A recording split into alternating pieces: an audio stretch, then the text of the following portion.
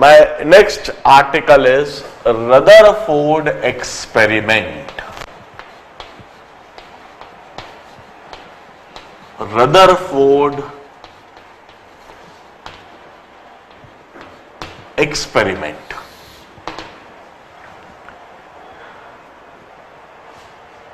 This experiment, let me tell you, it became a turning point in the history of physics. Science के इतिहास में, physics के इतिहास में रदरफोर्ड का यह जो एक्सपेरिमेंट है, यह एक टर्निंग पॉइंट कहलाता है।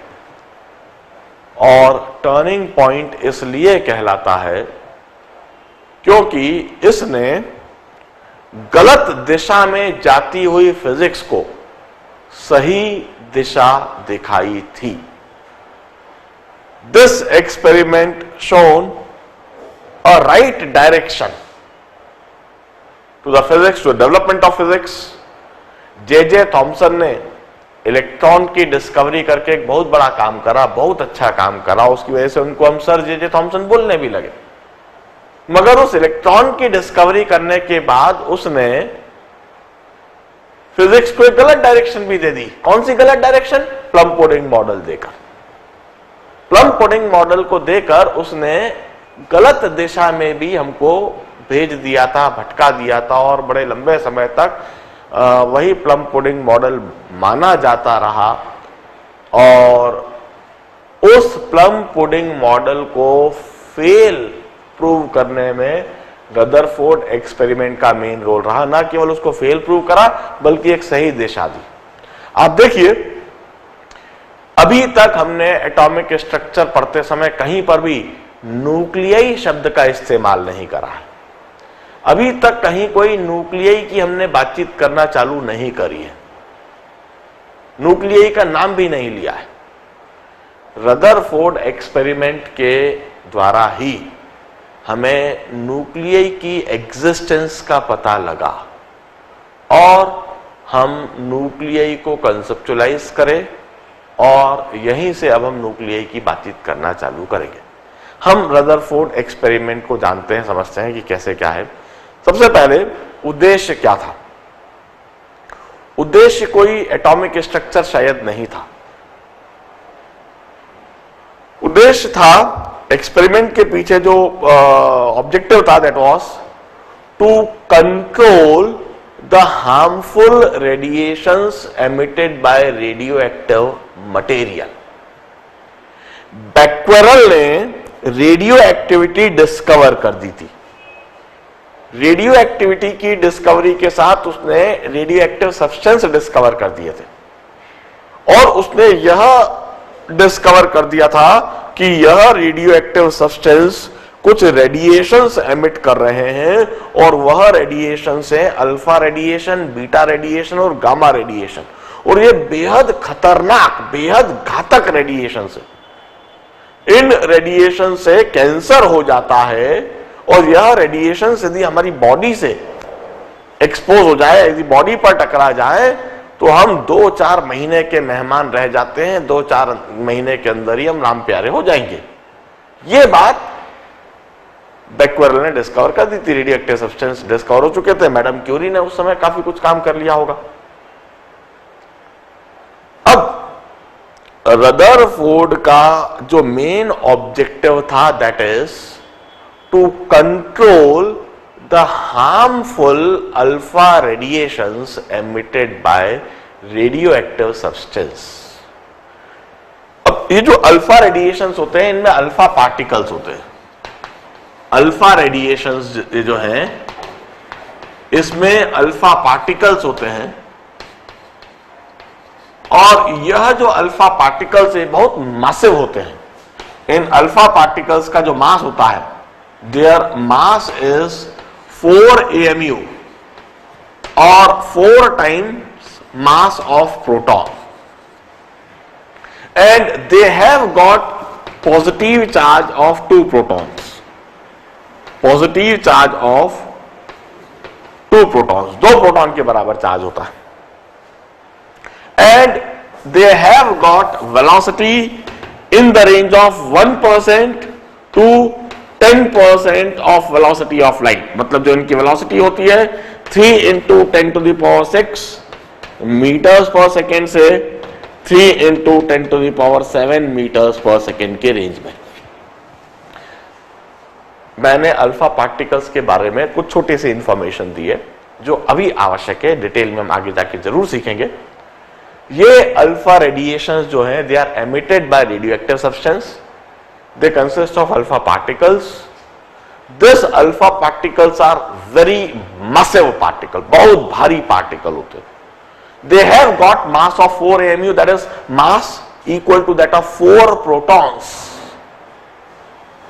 दे have got charge of 2 protons, positive charge होता है, 2 प्रोटॉन के बराबर चार्ज होता है, और खास बात से बहुत अधिक वेलोसिटी के साथ में मूव करते हैं।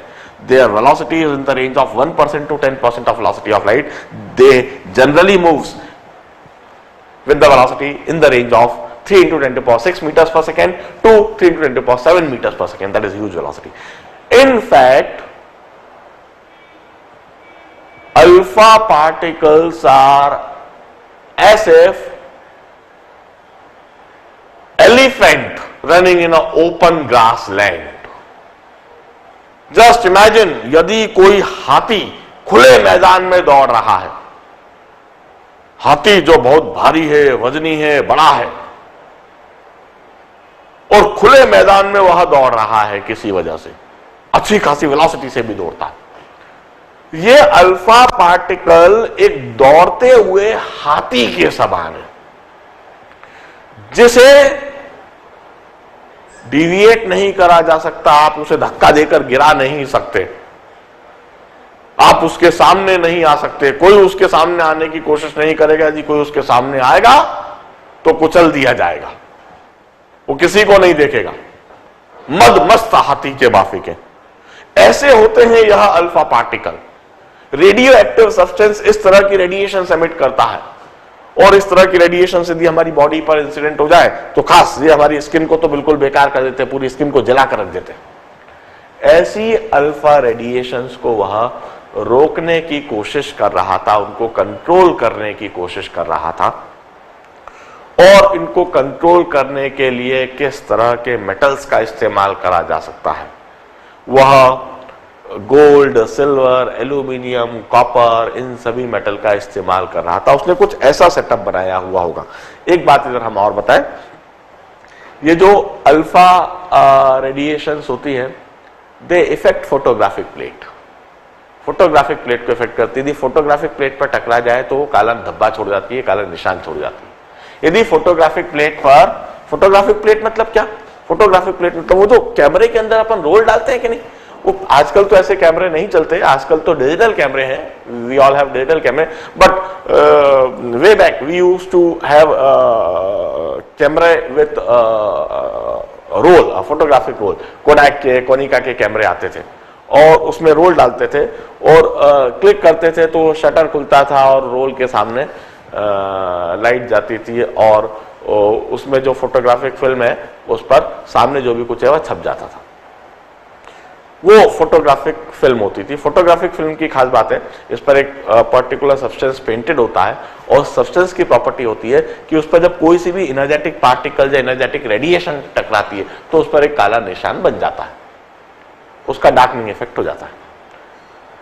तो रदरफोर्ड ने अल्फा पार्टिकल्स और अल्फा रेस को डिटेक्ट करने के लिए उस फोटोग्राफिक प्लेट का, फोटोग्राफिक रोल का ही इस्तेमाल करा होगा। अब जो सेटअप उसने लगाया वो कुछ ऐसा लगाया। सबसे पहले तो उसने किसी बड़े बक्से में,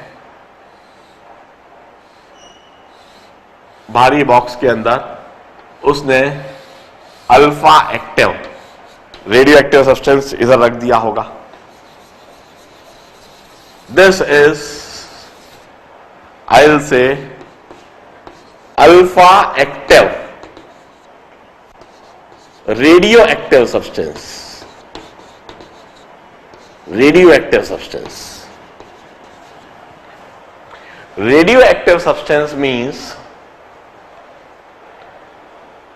वह सब्सटेंस जो रेडिएशन एमिट करते हैं, जो रेडियो एक्टिव रेडिएशन एमिट करते हैं, alpha beta gamma radiation emit करते हैं। और अल्फा एक्टिव मतलब ये एक ऐसा रेडियो एक्टिव सब्सटेंस है जो अल्फा रेडिएशन एमिट करता है, तो इससे अल्फा रेडिएशंस बाहर आएंगी। ये जो बॉक्स है, लेड बॉक्स है, 8 से 10 सेंटीमीटर मोटा लेड बॉक्स होता है। ये बात बेक्वेरेल ने बता दी थी कि 8 से 10 सेंटीमीटर मोटे लेड बॉक्स के अंदर रखोगे तो रेडियो एक्टिव सब्सटेंस बाहर नहीं निकल पाएंगे। Lead it's heaviest stable metal. इस लेड बॉक्स के अंदर रखा हुआ है जो रेडियो एक्टिव सब्सटेंस है, ये जब रेडिएशन एमिट करेगा तो चाहे जहां नहीं फैलेगी, वह सिर्फ अब इधर से ही बाहर आकर निकलेगी। अब इसके सामने उसने क्या करा, इस तरह का एक सेटअप बनाया।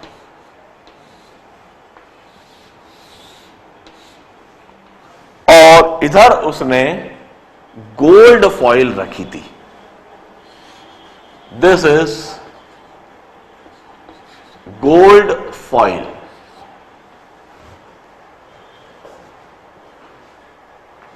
सोने की वरख। Gold is the most malleable metal. It's also the most ductile metal. Now, what do you mean by the most malleable metal? Means it can be drawn into thin sheets.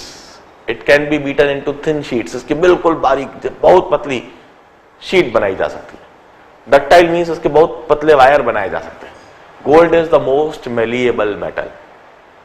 इसकी उसने एक बिल्कुल बारीक सी foil, पतली foil बना के रखा। Now what here, although इधर हम गोल्ड के बारे में बताते हैं, गोल्ड एक हैवी मेटल होता है। It have got atomic mass of 197 and atomic number in the range of 97। Means gold में 97 प्रोटॉन्स होते हैं, 97 इलेक्ट्रॉन्स होते हैं और लगभग 100 न्यूट्रॉन्स होते हैं। वी यूज्ड टू से, ऐसे गोल्ड मेटल की एक फॉइल सामने रखी। Now what he observe was, he observe that most of the alpha rays, most of the alpha particles emitted by this alpha active radioactive substance goes undeviated, while one among 200 alpha particle got deviated and one among 20,000 alpha particle rebounds back. His observation was, मैं observation लिखता हूं, observation was most alpha particles goes undeviated. Most alpha particle are undeviated. अधिकतर alpha particle बिल्कुल सीधा straight gold foil को penetrate करते हुए बिल्कुल सीधा निकल गए। यह पहला ऑब्जर्वेशन। दूसरा observation, one among 200 alpha particle got deviated or scattered.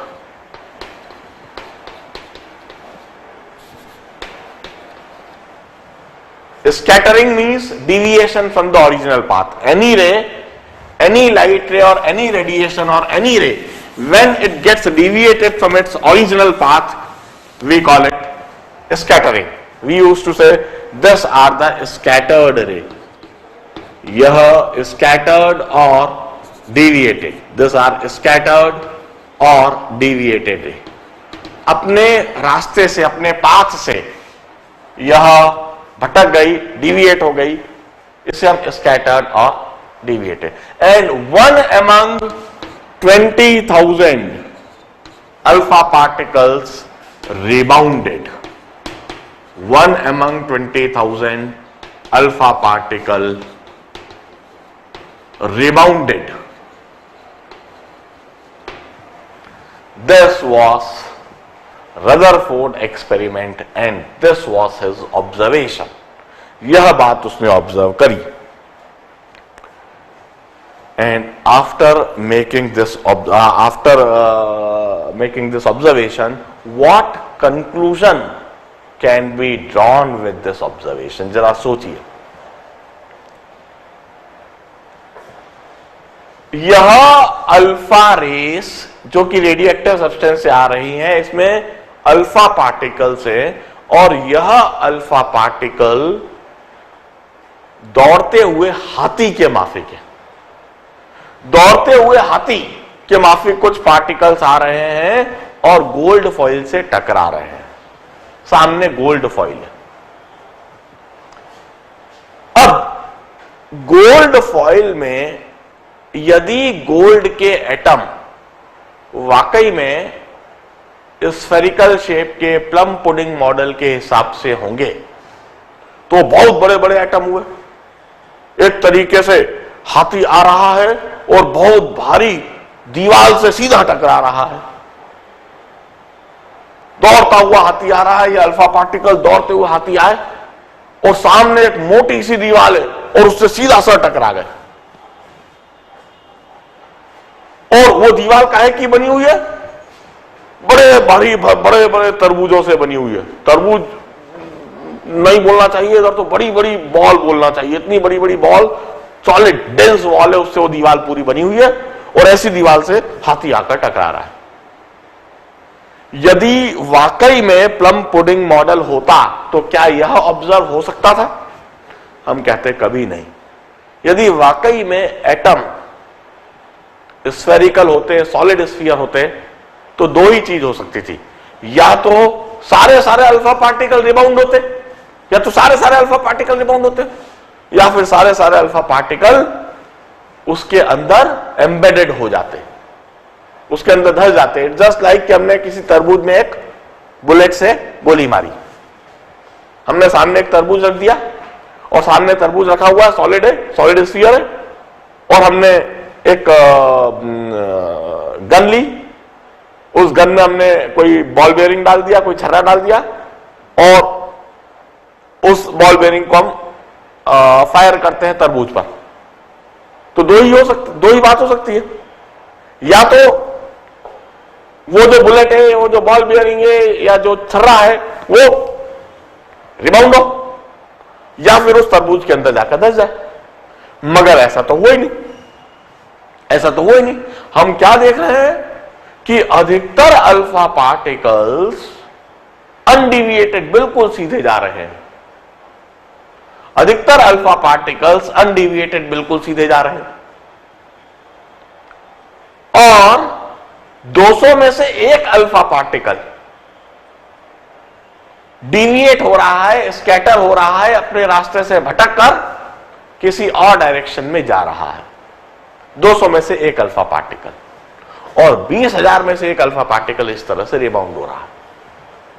इसका मतलब है plum pudding model could never exist. सबसे पहला कंक्लूजन तो मैं बोलता हूं, plum pudding model could never exist. Plum pudding model तो हो ही नहीं सकता. एक्सपेरिमेंट से दिख रहा है, तो फिर क्या होना चाहिए? अब हम अलग अलग ऑब्जर्वेशंस के कंक्लूजन लगाते हैं. यह जो ऑब्जर्वेशन है जिसमें हमने देखा most alpha particles are undeviated, अधिकतर अल्फा पार्टिकल्स का अनडिविएटेड सीधा निकल जाना, इसका मतलब क्या है? इस ऑब्जर्वेशन से हम एक कंक्लूजन जो ड्रॉ करते हैं, that is atom must consist of large vacant space. Gold atom जिससे गोल्ड फॉइल बनी हुई है, ढेर सारे गोल्ड एटम जिससे यह गोल्ड फॉइल बनी हुई है, इसमें लार्ज वैकेंट स्पेस होना चाहिए. this observation conclude that atom must consist of large vacant space. Atom के अंदर ढेर सारी वैकेंट स्पेस होना चाहिए, तभी यह संभव है कि अधिकतर अल्फा पार्टिकल बिल्कुल सीधा अनडेविएटेड निकल जाएं, अन्यथा ऐसा हो ही नहीं सकता। अब दूसरा ऑब्जर्वेशन जो हमने करा, 1 among 200 alpha particles got deviated.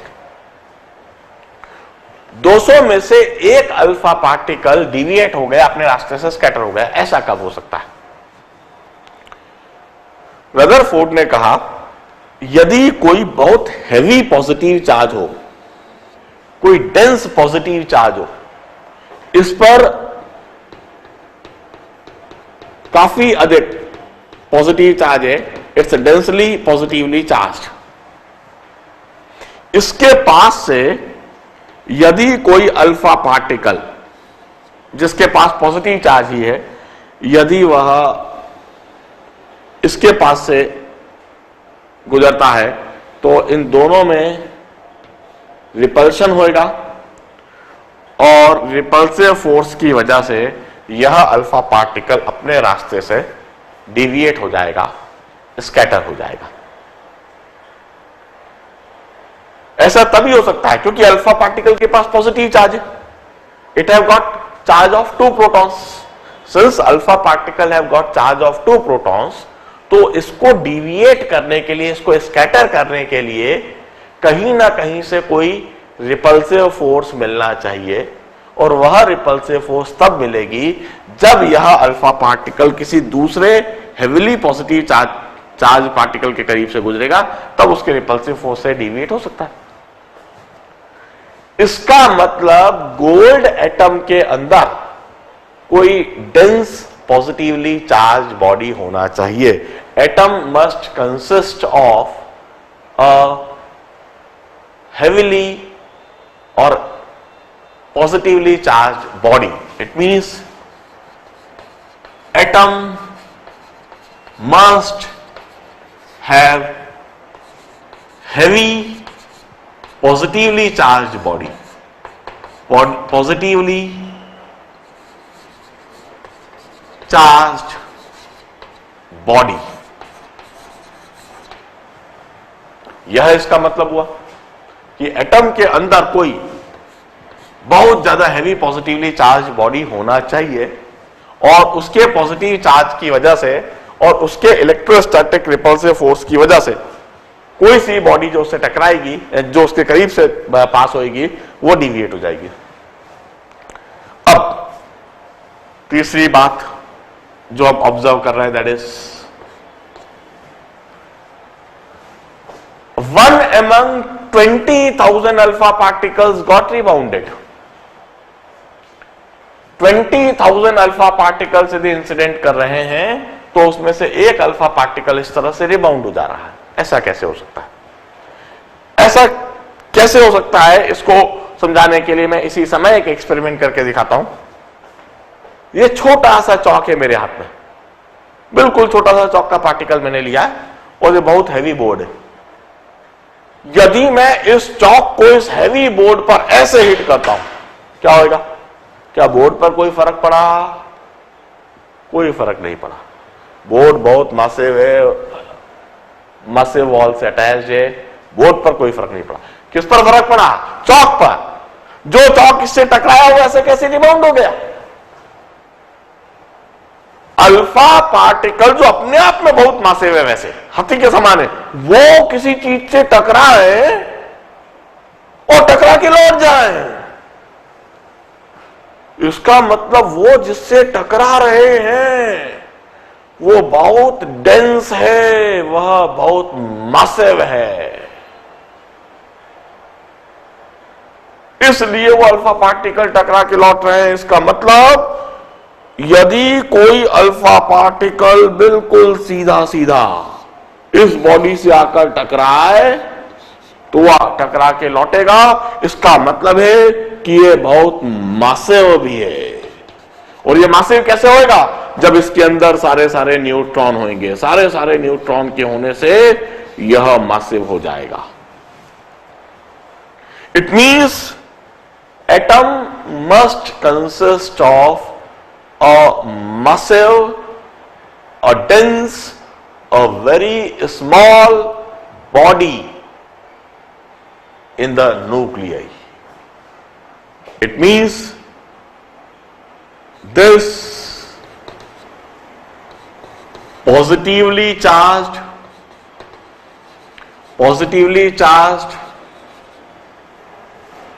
body is massive and dense. इसका मतलब है कि यह जो पॉजिटिवली चार्ज बॉडी है ये बहुत massive है, ये बहुत dense है and hence very small as well.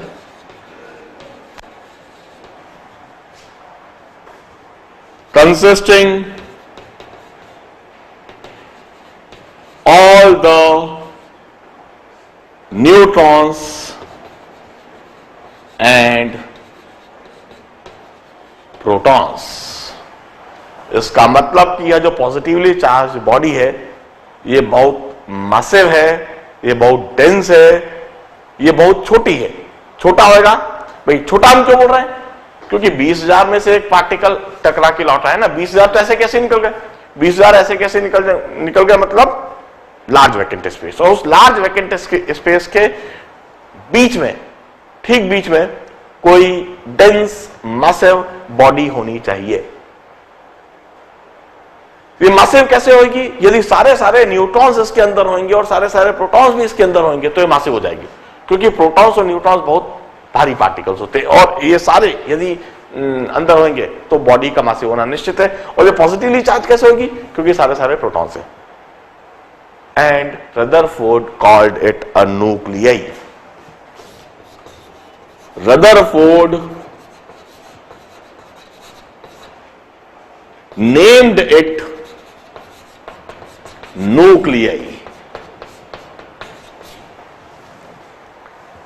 In this manner, Rutherford for the first time concluded the existence of nuclei. Rutherford ने सबसे पहली बार न्यूक्लियाई का एग्जिस्टेंस कंक्लूड कर लिया। उसने कहा एटम के अंदर न्यूक्लियाई होता है, इस न्यूक्लियाई में सारे सारे प्रोटॉन्स होते हैं, इस न्यूक्लियाई के अंदर सारे सारे प्रोटॉन्स होते हैं और सारे सारे न्यूट्रॉन्स भी इस न्यूक्लियाई के अंदर होते हैं।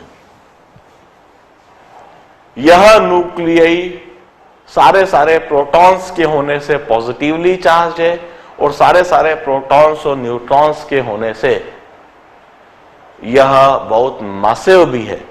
इसका साइज काफी कम है, साइज काफी कम होने की वजह से यह बहुत डेंस भी है। And electrons lie outside this nuclei. Electrons इस न्यूक्लियाई के चारों तरफ बाहर फैले हुए होते हैं, इस तरह से। अधिकतर अल्फा पार्टिकल, इस तरह से अल्फा पार्टिकल्स आ रहे हैं और इलेक्ट्रॉन काफी छोटे हैं, काफी हल्के हैं, नेग्लिजिबल साइज के हैं। इन अल्फा पार्टिकल्स की मोशन पर कोई फर्क नहीं पड़ता है और जो अल्फा पार्टिकल न्यूक्लियाई के करीब से पास हो रहे हैं वह डिविएट हो जाते हैं और जो अल्फा पार्टिकल न्यूक्लियाई से काफी दूर हैं उनकी मोशन पर किसी तरह से कोई फर्क नहीं है। यह वह अल्फा पार्टिकल है विच इज 1 among 20,000 जो रिबाउंड हो रहा है, और यह वह अल्फा पार्टिकल है विच इज 1 among 200 जो डिविएट या स्कैटर हो रहा है, और यह बाकी के लगभग 20,000 अल्फा पार्टिकल से 1 among 20,000 और 1 among 200 और 100 among 20,000. This was Rutherford conclusion.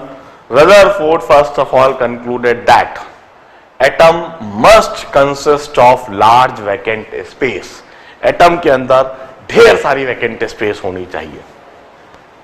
Atom के अंदर कोई हेवीली पॉजिटिवली चार्ज बॉडी होनी चाहिए, और यह जो हेवीली पॉजिटिवली चार्ज बॉडी है ये मासिव भी होना चाहिए, इसको काफी डेंस होना चाहिए, काफी छोटा होना चाहिए, and we may call it nucleus. Atom consist